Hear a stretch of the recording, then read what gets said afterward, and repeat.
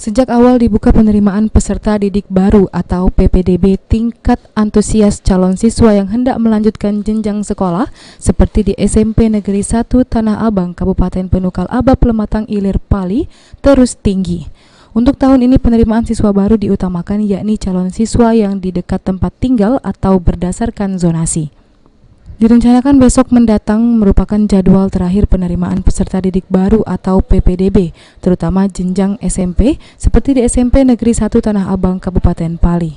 Sejak dibuka waktu pendaftaran hingga hari terakhir besok, untuk saat ini tingkat pendaftar calon siswa sudah sangat tinggi berdasarkan kuota kursi yang disediakan pihak sekolah.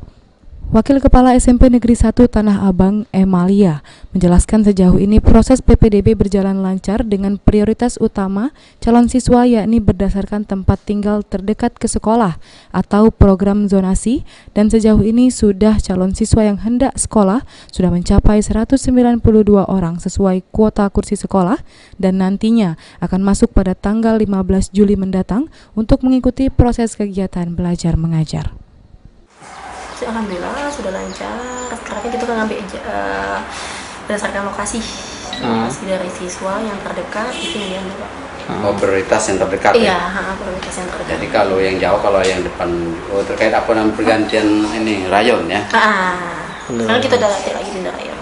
Berapa jumlah yang masuk? Jumlah siswa, calon siswa? 192. Dari kota?